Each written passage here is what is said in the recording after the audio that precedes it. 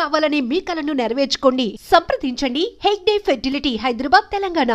So గతంలోనే మనం Musi రెజ్యూనేషన్ project కావచ్చు, లేకుంటే హైడ్రా వచ్చినటువంటి ఒక అపోజ్ అనేది కనిపించింది, వ్యతిరేకత ఉంది, ఆందోళనలు నిరసనలు ఉన్నాయి. మళ్ళీ ఇప్పుడు మెట్రోని ఎక్స్పాండ్ చేస్తున్నాము, దాన్ని విస్తరిస్తున్నాము అనుకున్నప్పుడు, ఫోర్త్ సిటీ కడుతున్నాము అనుకున్నప్పుడు, ఎక్కువ టౌన్కి ఏర్పాటు చేస్తున్నాం, ఇలాంటివి కొన్ని అటు ఇటుగా ఆటుపోట్లు అనేవి ఉంటాయి. వాటన్నిటిని ఓవర్కమ్ అయ్యి ముందుకెళ్ళాలి అంటే కన్విన్స్ చేయాల్సింది ఎవరిని, ఎలా ముందుకెళ్ళాలంటే ఎవరు నష్టపోవడానికి సిద్ధంగా ఉండరమ్మా.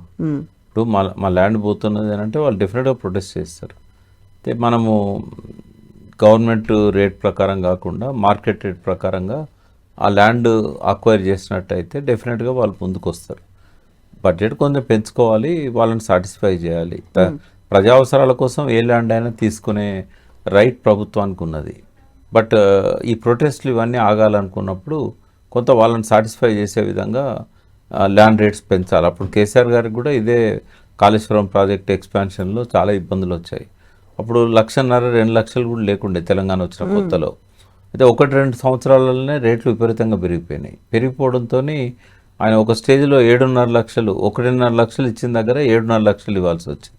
దానికి కూడా సాటిస్ఫై కాకపోతే 15-20 లక్షల దాకా కూడా పోవాల్సి వచ్చింది. అంటే అగ్రిమెంట్స్ చేసుకోవడం, వాళ్ళతో కూర్చొని మాట్లాడి కోర్టు దాకా పోకుండా ఇష్యూని రిజాల్వ్ చేయడం, ధర్నాల దాకా రానియకుండా.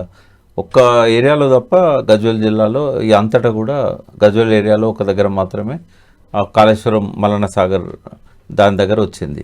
రేవంత్ రెడ్డి గారికి ఆ ఛాలెంజెస్ ఉన్నాయి ముందట. ఇప్పుడు ఆయన లగచర్లది ఇన్సిడెంట్ కావచ్చు, ఇట్లాంటివి ఫోర్స్ఫుల్గా కాకుండా కన్విన్స్ చేసి తీసుకున్నట్టయితే బాగుంటుంది. మూసీలో కూడా ఆయన డబుల్ బెడ్రూమ్స్ ఏవైతే కేసీఆర్ గారు పీరియడ్లో కట్టినవి ఉన్నాయో అప్పుడు అలాట్ చేయలేదు. దాదాపు 70,000-80,000 దాకా ఉన్నాయి. అయితే వాటిలలో నేను మిమ్మల్ని అకామిడేట్ చేస్తా అని చెప్పారు. అయితే బాగానే ఉంటాయి వాళ్ళకు, కానీ మూసీలో ఉన్న ఈ మురికి ప్రాంతాలలో ఉండేదానికంటే 100% బెటర్ అవి. కానీ వాళ్ళు ఎక్కడ ప్రొటెస్ట్ చేశారంటే, ఎక్కడో ఉన్నాయి అవి 25 కిలోమీటర్ల దూరంలో, మాకు అక్కడ వృత్తి దొరకకపోవచ్చు, మేము ఇక్కడైతే మేము మా వృత్తి చేసుకుంటూ మేము కొంచెం దూరమైనా రాగలుగుతాం, పోగలుగుతాం. అయితే మళ్ళీ కొత్తగా కట్టాలి. ల్యాండ్ లేదని కాదు, రేస్ కోర్స్ ల్యాండ్ ఉంది, గోశామాలది అంటే ఇప్పుడు దాన్ని హాస్పిటల్ కోసం తీసుకున్నారు. బట్ చెంచల్ కూడా జైలు ఉంది, జైలు షిఫ్ట్ చేయాల్సింది ఏదో ఒక రోజు. అంటే ఎక్కడైతే వాళ్ళను తీసేస్తున్నారో వాళ్ళ ఇండ్లు దగ్గరలో ఇవ్వగలిగితే డెఫినెట్గా అది అడ్వాంటేజ్ అవుతుంది. అయితే ఈ విధానాన్ని రేవంత్ రెడ్డి గారు అనుసరించాలి. వారి మదిలో ఉన్న ఈ ప్రాజెక్ట్స్ అన్నీ కూడా ఇంప్లిమెంట్ కావాలంటే ప్రజల నుంచి వీలైనంత వరకు ప్రొటెస్ట్ రాకుండా చేసుకోవచ్చు. మూసీలో కూడా అంత తొందరగా మనము దాన్ని రివైవ్ చేయలేము, ఇట్ టేక్స్ టైం. కాబట్టి దూకుడుగా పోకుండా సంయమనంతో పోతే నెగిటివ్ టాక్ రాదు, ప్రతిపక్షాలకు అస్త్రాలు ఇచ్చే పరిస్థితి ఉండదు. ఈ చిన్న ఇష్యూ దొరికితే చాలు డెఫినెట్గా అపోజిషన్ పార్టీస్ అక్కడ ఉంటాయి. అవి ఆ అవకాశాలు ఇవ్వకుండా తను ప్లాన్ చేసుకోవాలి. హైడ్రా కూడా ఏంటంటే చాలా కాంట్రవర్షియల్ ఇష్యూస్ ఉంటాయి. అయితే ముందేంటంటే కన్విన్సింగ్గా పబ్లిక్ విషయంలో నిన్న వసంత కృష్ణ జరిగింది. ఆయన చెప్తున్నది ఏంటంటే, నేను అన్ని చూస్తే తీసుకున్నాను, కోర్టులో తీర్పులు ఉన్నాయి, తర్వాత ప్రభుత్వమే మాకు అమ్మింది భూములన్నీ అని ఆయన చెప్తున్నాడు. లేదా ఆయన అన్ని ఫేక్ డాక్యుమెంట్స్ అని చెప్పి రంగనాథ్ గారు చెప్తున్నారు. అంటే ఇన్సిడెంట్ అయిన తర్వాత ప్రభుత్వానికి చెడ్డ పేరు వస్తుంది. ఇన్సిడెంట్ కాకముందే ఇగో ఈ పద్ధతిలో ఉన్నది కాబట్టి మేము దీని మీద అటాక్ చేస్తున్నామని చెప్పి ఒక స్టేట్మెంట్ ఇచ్చి పోయింది అనుకోండి, పబ్లిక్ ఇంకో తీరుగా దాన్ని తీసుకుంటారు. ఈ చిన్న చిన్న కరెక్షన్స్ అవసరం. అంటే నోటీస్ ఇస్తేనేమో వాళ్ళు కోర్టు పోయి స్టే చేస్తారు. నోటీస్ ఇవ్వకుండా సోషల్ మీడియాలో ఒక ఛానల్ని పిలుచుకొని అదంతా కూడా బయట పెట్టి, నువ్వు ఫలానా టైంకి ఇది టెలికాస్ట్ చేయి, మేము పోతాం స్పాట్కి, ఇంకా వాళ్ళు ఆపుకోవడానికి ఉండదు. అంటే సాటర్డే సండే వద్దని హైకోర్టు చెప్పినా కూడా వాళ్ళు సాటర్డే సండే పోకపోతే ఒక్క పని చేయలేరు. ఎందుకు అంటే ముందు రోజు పోతే ఇమీడియట్గా కొన్ని గంటలలోనే స్టే తీసుకొస్తారు. ఇవన్నీ తెలుసు కాబట్టి లక్ష్మణ్ గారు, జస్టిస్ లక్ష్మణ్ ఎంత ఆక్షేపణలు ఇచ్చినా మళ్ళీ రంగనాథ్ గారు సాటర్డే సండేనే చేస్తున్నారు. చేయకూడదని ఏం లేదు, బట్ ఆయన కన్వీనియన్స్ కోసం ఆయనే సాటర్డే సండే చూజ్ చేసుకుంటున్నాడు. అయితే కోర్టు కూడా ఏంటంటే పెద్దవాళ్ళ విషయంలో సాటర్డే సండే పోయినా పెద్దగా అభ్యంతరం చెప్పదు, కానీ పేద ప్రజలు ఇట్లాంటి వాళ్ళ విషయంలో ఈ మధ్య అయితే ఏం జరగలేదు. బట్ ఇవన్నీ కూడా ఏంటంటే రేవంత్ రెడ్డి గారి ఇంటెన్షన్ తప్పట్టడం లేదు. ఎగ్జిక్యూషన్లో కొన్ని పొరపాట్లు జరగవచ్చు, దాన్ని అసెస్ చేయడంలో పొరపాట్లు జరగచ్చు. కొన్ని ఇటువంటి విషయాలలో దూకుడుగా పోకుండా సమయంతో పోయినట్టయితే ఆయన అనుకున్న లక్ష్యాన్ని నెరవేర్చుకోవడానికి వీలవుతుంది. ఎవరు వద్దన్నారు మూసీ ప్రక్షాళన, ఎవరు వద్దన్నారు చెరువుల కబ్జాలు, రోడ్ల కబ్జాలు. ఇక నిన్న ఇంజాపూర్ దగ్గర ఐస్ క్రీమ్ కంపెనీ వాడు రోడ్డును ఆక్యుపై చేసి మొత్తం అవన్నీ స్టేట్స్ పెడితే నినాదాలు ఇచ్చారు, హైడ్రా జిందాబాద్, రంగనాథ్ జిందాబాద్. అంటే ఒక హోప్ లాగా కనిపించింది అది. డెఫినెట్గా ఇప్పుడు హైడ్రాను అప్రిషియేట్ చేసే వాళ్ళు కూడా ఈక్వల్ నెంబర్ ఉంది.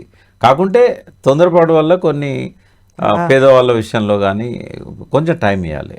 తర్వాత వాళ్ళు తీసుకోవడానికి కూడా అవకాశం ఇవ్వాలి. అందులో ఉన్న ఆఫీస్ ఫైల్స్ కావచ్చు, లేకపోతే వాల్యుబుల్ థింగ్స్ ఏవైతే ఉన్నాయో వాటికి 2-3 గంటలు టైం ఇవ్వాలి. తీసుకోండి, మేము ఇక్కడే ఉంటాము, మీరు ఏమేమి విలువైనవి ఉన్నాయో 2-3 గంటలు టైం ఇస్తున్నామంటే వాళ్ళు తీసుకుంటారు కదా. వాటి వల్ల ఏం డ్యామేజ్ అయితే ఏమొస్తుంది? నేషనల్ ప్రాపర్టీ డ్యామేజ్ అయినట్టే కదా. కాబట్టి ఆ చిన్న చిన్న సవరణలు చేసుకుంటే హైడ్రా మూసి కూడా మంచి పేరు తీసుకొస్తుంది రేవంత్ రెడ్డి ప్రభుత్వానికి. సో పట్టుదల అయితే ఉంది. ఆయన ఓవర్కమ్ ఎట్లయితారనేది చూడాలి. కన్స్టెంట్స్ చాలా ఉన్నాయి, బడ్జెట్ కన్స్టెంట్స్ ఉన్నాయి. ఇచ్చిన హామీల విషయంలో కూడా మన గతంలో నేను చాలాసార్లు మీతో చెప్పాను, నా వల్ల కాదు అని ప్రజల ముందు పోయి చెప్పుకోవడం మంచిది. ఏవైతే గతంలో ఉన్న స్కీమ్స్ ఉన్నాయో వాటిని కంటిన్యూ చేయాలి. కొత్తగా ఈయన హామీ ఇచ్చిన ఈ తులం బంగారం అన్నాడు, తులం బంగారం ఇవాళ ₹1,00,000 అయింది. తులం బంగారం ఇస్తా అన్నాడు కదా. అది మన చేతుల్లో లేని పరిస్థితి అసలు. అంటే ఇప్పుడు కొన్నిసార్లు ఏమైద్దమ్మా, ఈయన ఒక్కడే కాదు కదా, ఏ చీఫ్ మినిస్టర్కైనా ఇట్లాంటి ఛాలెంజెస్ వచ్చినాయి. కేసీఆర్ గారు కూడా అంతే కదా, 3 ఎకరాలు దళితులకు ఇస్తా అన్నాడు, నేను ఇవ్వలేకపోతున్నా అని చెప్పాడు. దాని బదులు మీకు ఇల్లు కట్టుకోండి, మీకు ప్లాట్ ఉంటే కనుక 5 లక్షలు ఇస్తా అని చెప్పాడు. 3 ఎకరాల భూమి నా వల్ల కాదన్నాడు, దళిత బంధు అనే పథకం తీసుకొచ్చాడు. ఆల్రెడీ అది కూడా ఇంప్లిమెంట్ కాలే. రేవంత్ రెడ్డి గారు కూడా ఏంటంటే ఇది తను పర్సనల్గా తీసుకోవద్దు. ఒక ప్రభుత్వ అధినేతగా మేము ఇట్లా అనుకున్నాము ఇద్దామని, బట్ ఇవాళ ఉన్న ఆర్థిక పరిస్థితి చూసినప్పుడు గ్లోబల్ క్రైసిస్లో భాగంగా రియల్ ఎస్టేట్ పడిపోవడం కావచ్చు, ఇంకా కొన్ని విషయాల వల్ల అనుకున్న పరిస్థితి లేదు కాబట్టి నేను ఇవి ఇవ్వలేకపోతున్నా, ఇవి ఇస్తా అని చెప్పినట్టయితే అంతే నిష్ఠూరం కంటే ఆది నిష్ఠూరం మేలు అంటారు. దానివల్ల ప్రజల లోపల ఒక మోసం చేశాడు అనే భావన రాదు. ఆయన ఉన్న సిచ్యువేషన్ చెప్పాడు, ఆ పరిస్థితుల్లో కేసీఆర్ ఉన్నా ఇట్లాగే ఉండేదేమో అనే ఒపీనియన్ ప్రజల్లో. లేకపోతే ఏమవుతుంది, తన అసమర్థుడుగా మిగిలిపోతాడు, కేసీఆర్ బెటర్ అనే కాడికి వస్తుంది. కాబట్టి కొంత పాజిటివ్గా తన ప్రజల ముందుకెళ్ళి వాస్తవ పరిస్థితి వివరించాలి. ఆయన ప్రజల తరఫునే కదా పరిపాలన చేసేది, వాళ్ళకు వాస్తవాలు చెప్తే నష్టమే ఉన్నది.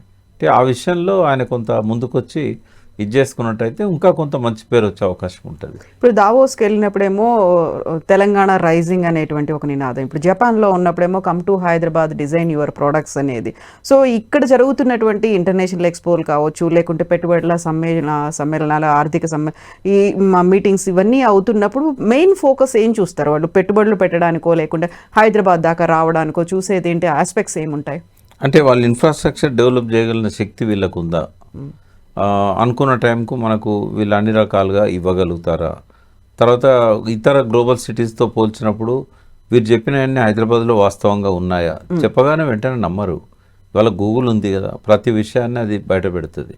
కాబట్టి అవన్నీ చెక్ చేసుకుంటారు వాళ్ళు. చెక్ చేసుకొని మనకి ఎక్కడైతే అడ్వాంటేజ్ ఉంటుంది, ఈయన కొంత ఇండస్ట్రీ ఫ్రెండ్లీ చీఫ్ మినిస్టర్ లాగా కనబడుతూ ఉన్నాడు, ఆయనే డిసిషన్ మేకరు. కాబట్టి ఆయనే ఇక్కడ దాకా వచ్చి మనల్ని ఇన్వైట్ చేశాడు, ఎంఓయూ మీద సంతకాలు చేశాడు. సో మన కనెక్టివిటీ వచ్చింది, కమ్యూనికేషన్ ఉంది, పాసిబుల్ అవుతుంది అనే ఒక హోప్ అనేది వాళ్ళ లోపల క్రియేట్ అవుతుంది. ఒకటి ఏంటంటే తను ఇంతకుముందు అన్నట్టుగా ఆర్థిక పరిస్థితి బాగాలేదు అనే ఇట్లాంటి విషయాలు ఆయన తెలుగులో ఇక్కడ చెప్పొచ్చు, రవీంద్ర భారతిలో స్టూడెంట్స్ మీటింగ్లో చెప్పొచ్చు, ఎంప్లాయీస్ మీటింగ్లో చెప్పొచ్చు. కానీ గూగుల్లో అది రిజిస్టర్ అవుతుంది. అదే ఎకానమీ బాగాలేదు అంటున్నాడు కదా, అప్పుల్లో ఉన్నాము, జీతాలు ఇవ్వడానికి డబ్బులు లేవంటున్నాడు. ఇట్లా ఉంటే మనకు ఆయన అనుకున్న ప్రామిసెస్ ఫుల్ఫిల్ చేస్తాడా, చేయకపోవచ్చు కదా, ఇట్లాంటి భావాలు వస్తాయి. కాబట్టి వీలైనంత వరకు ఆ విషయాలను ఇంటర్నల్ మీటింగ్స్ పరిమితం చేయాలి. వాస్తవంగా తన పరిస్థితి బాగాలేనప్పుడు దాన్ని బయట చెప్పుకోవడం బాగుండదు, ఆ క్యారీ అవుతుంది. ఇప్పుడు ఒక ఎగ్జాంపుల్ చెప్తాను నేను. మనము గోదావరి వాటర్ని కృష్ణా బేసిన్లో ఉన్న ప్రాజెక్టులకి ఇవ్వాలని చాలా ప్రాజెక్టులు రూపకల్పన చేశాం. బట్ అది ఎక్కడ బయటికి రానియలేదు. రాణిస్తే ఏమైందంటే ఇప్పుడు బచావత్ బ్రజేష్ కుమార్ ట్రిబ్యునల్ విచారణ జరుగుతూ ఉంది. అక్కడ ఆ స్టేట్స్కి వాటా ఇవ్వాల్సి వస్తుంది. ఇప్పుడు ఇంతకుముందు పోలవరం నుంచి కృష్ణా డెల్టాకు మళ్లించినందుకే 90 TMC 45 TMC ఇవ్వాలని చెప్పేసి ఉంది కదా. అయితే అటువంటి సమస్యలు వస్తాయి ఇంటర్నేషనల్ లెవెల్లో, నేషనల్ లెవెల్లో. కాబట్టి పబ్లిక్కు చెప్పే విషయాలను మీడియా పరంగా కాకుండా ముఖ్యమైన మీటింగ్స్లలో, క్లోజ్డ్ డోర్ మీటింగ్స్లలో చెప్పుకోవాలి. ఇవన్నీ మనము గూగుల్లోకి ఎక్కేటట్టుగా ఉన్నట్టయితే ఇది మనకు అడ్వర్స్ ఎఫెక్ట్ అవుతుంది. కాబట్టి రాష్ట్ర ప్రభుత్వం చేస్తున్న మంచి గురించి బయట ప్రపంచానికి చెప్పడం అవసరం. బట్ మన లోపాల గురించి మన రాష్ట్రంలో ఉన్న ప్రతిపక్షాలకు సంబంధించిన అంశాల గురించి ఇవన్నీ గడప దాటకపోతే మంచిది అనేది. తర్వాత గతంలో ప్రతిపక్షాల గురించి తను వాళ్ళ కాన్ఫిడెన్స్ గెలుచుకునే విధంగా చేయలేకపోయినా కమ్యూనికేషన్లో ఉండడం అనేది కొంతవరకు వాళ్ళ హేట్రీట్ని తగ్గించినట్టు అవుతుంది. ఉదాహరణకు తను జపాన్ పోయి వస్తాడు, రాగానే ఫస్ట్ చేయాల్సిన పని ఏంటంటే వీళ్ళనంత వరకు ప్రతిపక్ష నాయకులందరినీ, అపోజిషన్ లీడర్స్ని కూర్చోబెట్టి, తన క్యాబినెట్లో ఉన్న ముఖ్యమైన వాళ్ళని కూర్చోబెట్టి, సెక్రటరీస్ని కూర్చోబెట్టి అచీవ్మెంట్స్ గురించి బ్రీఫ్ చేయాలి. చేస్తే ఏంటంటే ఇక రోజు మీడియాలో అదే పనిగా నెగిటివ్గా మాట్లాడడం అనేది ఉండదు. ప్రతిపక్షాలకు నెగిటివ్ న్యూసే వాళ్ళకి కావాలి, 24 గంటలు పాజిటివ్స్ మీద వాళ్ళు మాట్లాడారు. కానీ ఆయన కూడా ఏంటంటే తన బాధ్యత ఏం చేశాడు, లేకుంటే దాని మీద చిల్వలు పల్వలు చెప్తూ ఉంటారు. అంటే న్యూసెన్స్ వాల్యూని కూడా తగ్గించుకోవడం అనేది ఆయనకు కొంత అవసరం, పర్టికులర్గా మన స్టేట్లో. అది ఇవన్నీ చేస్తే డెఫినెట్గా రాబోయే రోజుల్లో తను ఇప్పుడు సఫిషియెంట్ ఎక్స్పీరియన్స్ వచ్చింది. మొదట్లో అయితే ఆయన ఎక్స్పీరియన్స్ లేదు, మంత్రిగా కూడా చేయలేదు. బట్ ఇప్పుడు ఏంటంటే 16-15 నెలలు కాలం గడిచింది కాబట్టి ఆయనకు కొంత అనుభవం వచ్చింది, ఏంటి అనేది తెలిసింది. ఇప్పుడు ఆ మెచ్యూరిటీతో ముందుకు పోతే డెఫినెట్గా ఆయన అనుకున్న లక్ష్యాలు ఆయన సాధించగలుగుతాడు. గతంలో ఏంటంటే కాంగ్రెస్కి ముఖ్యమంత్రులు మార్చిన అనుభవం ఉంది. దానివల్ల కూడా ఆయనకు డీస్టెబిలైజ్ అవుతానేమో అనే ఒక భయం ఉండొచ్చు. పార్టీలో చాలామంది సాటిస్ఫాక్షన్తో లేరు కాబట్టి ఈయన మీద కూడా చాలామంది పోయి ఢిల్లీలో కంప్లైంట్స్ ఇచ్చారు. కాబట్టి నన్ను ఎక్కడ డీస్టెబిలైజ్ చేస్తారో అనేది, ఒక డీథ్రోన్ చేస్తారో అనేది ఉంటుంది భయం ఆయనకి. బట్ ఇప్పుడు ఏంటంటే కొంత స్టేబుల్ అయింది ఆయన. ఇప్పుడు రాహుల్ గాంధీ ఏంది, సోనియా గాంధీ ఏంది, తనకు మల్లికార్జున ఖర్గేతోని, అక్కడున్న ఇన్ఛార్జెస్తోని, వీళ్ళతో ఉన్న సంబంధాలన్నీ కూడా తనకు అర్థమైపోయింది, ఎవరితో ఎట్లుండాలో తెలిసిపోయింది. ఇప్పుడు ఫుల్ టైం యాక్టివిస్ట్గా మీనాక్షి నటరాజన్ గారు ఉన్నారు. వారి యాక్టివిజం కూడా ఆయన గ్రహించిండు. అందుకే ఆమెతో ఏమి కాంట్రవర్సీస్ పోవట్లేదు.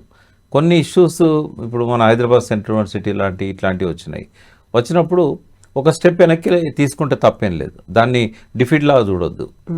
ఇప్పుడు కొన్ని మంచి పనులు చేయడానికి ఇనిషియేటివ్ తీసుకుంటారు.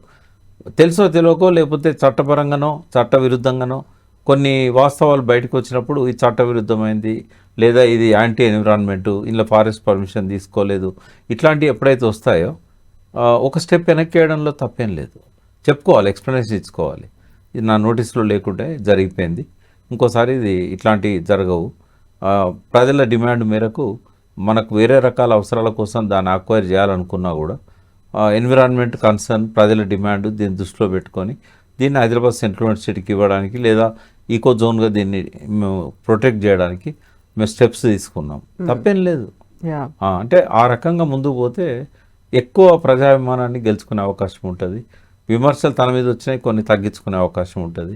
అట్లా మంచిగా పోయినప్పుడు ఎవరన్నా ఆయనను విమర్శించినా కూడా ప్రజలు దాన్ని పెద్దగా పట్టించుకోరు. మంచిగానే పోతున్నాడు కదా అన్నట్టు ఉంటుంది. కొన్ని ఇటువంటి విషయాలలో, హామీల విషయంలో కూడా ఆయన కొంత ఆచితూచి మాట్లాడితే మంచిది. మార్చి 31 లోపల మొత్తం మేము ఇచ్చేస్తాం, రైతు భరోసా, 2 lakh లోన్ మాఫీ ఏదైతే ఉన్నదో రుణమాఫీ అని చెప్పి అన్నారు. ఆర్థిక పరిస్థితి ఆయనకు అనుకూలించలేదు. తప్పేం లేదు, మినిస్టర్స్తో చెప్పియాలి. తుమ్మల నాగేశ్వరరావు గారు చెప్పారు, అనుకున్నాం కానీ మేము ఆ టైం లోపల ఇవ్వలేకపోయినాం, బట్ డెఫినెట్గా ఇస్తాము, ఇంకొంచెం గడువు అవసరము. ఇది పాజిటివ్ అప్రోచ్. పాజిటివ్ అప్రోచ్తో పోతే ఇబ్బంది ఏమి ఉండదు. ఎస్ ప్రకాష్ గారు, థ్యాంక్ యూ సో మచ్ అండి. Thank you.